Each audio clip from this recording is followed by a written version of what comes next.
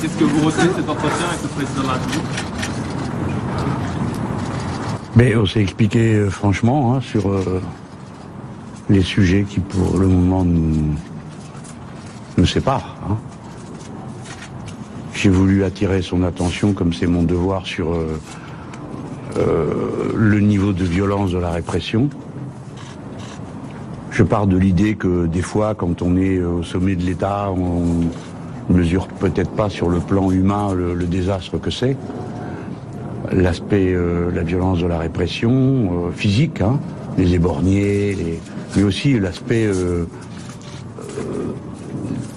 de la répression judiciaire, parce que tout de même des milliers de gardes à vue, et puis 1 millier de personnes déjà condamnées, souvent de la prison ferme, en l'espace de 2 mois. Donc il me semble que tout ça est totalement excessif et de toute façon ne change rien à la situation. Bon. Maintenant, je ne sais pas vous dire quel effet ce genre de plaidoyer fait sur le président. Comme c'est un homme assez affable, il donne le sentiment de s'intéresser à ce qu'on lui dit. Mais bon, je milite politiquement depuis assez longtemps pour savoir qu'il ne faut pas s'arrêter aux apparences. Voilà. Quant à la question du référendum, il m'a pas paru totalement déterminé à en organiser. Alors ce qui est très surprenant, parce que j'avais lu dans la presse que ça avait l'air de le passionner, mais c'est pas le cas.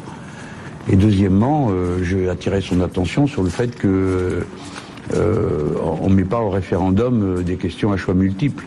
Ça n'existe pas dans le droit constitutionnel français. Donc, de toute façon, s'il a des réformes concernant l'organisation des pouvoirs publics, il faudra qu'il les passe sous forme de loi, fût-ce des lois successives.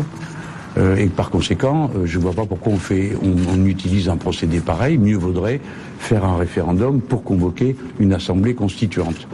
Bon, je pense pas l'avoir convaincu. Ça lui a... je crois qu'il ne se rend pas compte il me semble que les bricolages constitutionnels, on en est au 25e ou au 26e, ont perdu en crédibilité dans le pays. C'est-à-dire que quand vous les faites par petits morceaux, personne ne se sent représenté. Enfin, c'était mon devoir de lui expliquer que, voilà, au bout de 25 réformes de la Constitution sans consultation populaire, on pourrait imaginer que le peuple s'y mette lui-même. Bon, voilà, après, on a parlé un peu, et même beaucoup d'Europe. Je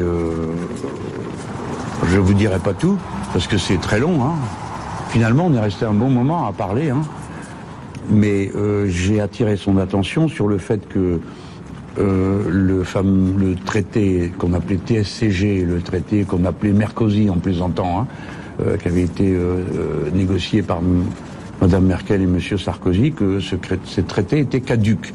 Et je suis surpris de voir que c'est la 3e fois que je le dis et que personne n'en tient compte, mais lui, si. Il a pris des notes, il a dit je vais vérifier ça tout de suite. Apparemment, on n'avait pas mentionné ce fait devant lui. La date limite était janvier 2018 pour transcrire dans le droit commun européen le contenu du traité. Ça n'a pas été fait. La proposition de la Commission a été rejetée par la Commission du Parlement européen. Donc aujourd'hui, le président de la République française n'a pas besoin de demander la sortie du traité de TSCG pour la raison qu'il est sorti tout seul. J'ai l'impression que ça l'a intéressé. Voilà. En tout cas, ma plus grande surprise aura été de voir que l'idée de la sortie des traités ne paraît pas si extravagante que ça. Donc j'avais bien raison. Voilà, le reste, bon, c'est des discussions comme on peut en avoir sur la place de la France dans le monde, sur plusieurs dossiers.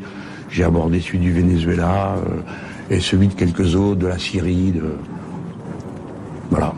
Est-ce que la dissolution de l'Assemblée nationale, ça pourrait être une solution pour résoudre la crise de la représentation? Écoutez, moi j'ai pensé au début que c'était une solution parce que dans toutes les démocraties, c'est comme ça qu'on fait. Si on en est à organiser un grand débat, c'est bien la preuve que les institutions ne fonctionnent pas ou que la représentation politique n'est pas représentative d'une certaine manière. Ce sont des choses qui arrivent. Le reconnaître, ça n'est pas nier la démocratie, c'est le contraire, c'est la faire vivre. Par conséquent, on peut penser qu'en effet, la dissolution est une forme normale de fonctionnement de la démocratie. On dissout, mais pas pour le plaisir de dissoudre, pour précisément qu'il y ait un grand débat et que ça soit pas qu'un débat. Les gens n'ont pas tant que ça l'envie de débattre, on n'en est pas privé dans ce pays, ils ont envie de décider.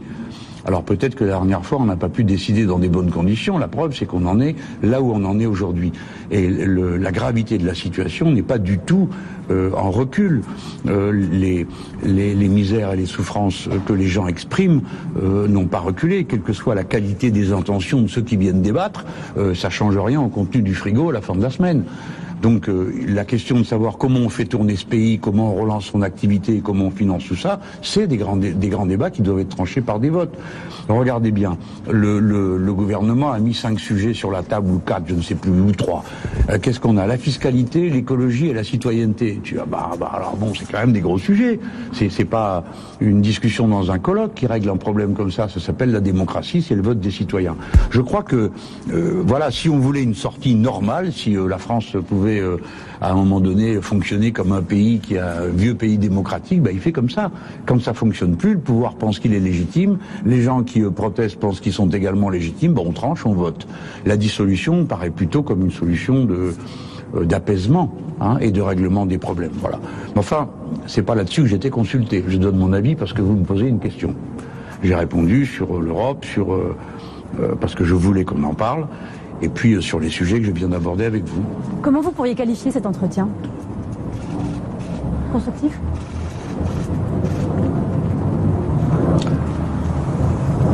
Intéressant. Bon, vous voyez bien, le président a son caractère et moi le mien. Donc c'est pas une discussion où on se fait des concessions. C'est une discussion où on essaye de tenir son point de vue tout en restant courtois.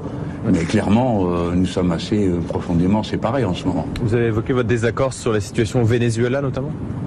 Oui, mais pas que. On a abordé plusieurs dossiers internationaux. Sur le Venezuela, moi je lui dis la seule chose qui vaille. Si on recommence au Venezuela ce qu'on a déjà raté, qu'on a fait de manière inconsidérée en Libye, en Irak et partout, on a essayé de renverser un pouvoir de force. On connaît la suite. Ça sera des guerres civiles, des tensions épouvantables. Bon. Le président dit qu'il a tracé une ligne rouge, on ne déstabilise pas. Fort bien, si on ne déstabilise pas, c'est qu'on vote. M. Maduro dit qu'il est d'accord pour qu'il y ait des élections législatives. Alors donc il devrait y avoir un moyen d'atterrir. Il y a une rencontre à Montevideo qui a lieu le 7.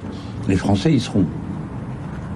Donc je pense que si nous, les Français, on tient une position raisonnable, pas une position d'aligner sur les Nord-Américains, il doit y avoir moyen de trouver une sortie honorable pour tout le monde, et surtout une sortie sans violence. Parce que déclencher des guerres, c'est rien. Déclencher des violences, c'est très facile à faire. C'est après, pour rembobiner le film, c'est plus possible. On l'a vu en Irak, on l'a vu en Syrie, on l'a vu en Libye. Donc allons pas faire ça en Amérique latine. C'est tout le continent qui finirait par exploser. Je ne sais pas si je l'ai convaincu, mais il a des collaborateurs qui connaissent bien la situation au Venezuela. Pour certains, mieux que moi. Parce qu'ils ont participé à une campagne électorale et pas moi. Donc je pense qu'il a les moyens d'être éclairé complètement sur la situation. C'est pas une bonne chose de reconnaître un aventurier qui se proclame président de la République, comme l'a fait ce monsieur là. Où on va si on fait ça? Demain, M. Drouet sera président de la République, non? Si on utilise des méthodes pareilles, une manif, et derrière on change le pouvoir. Voilà, on a abordé ce sujet-là, on a abordé d'autres. De toute façon, c'est une discussion intéressante parce que ça permet de suivre les affaires de l'État, de donner son point de vue, d'échanger, même quand on est, comme c'est le cas, c'est assez âprement séparés, mais c'est pas la guerre civile dans ce pays, quoi. On parle. Il faut qu'on parle. Voilà.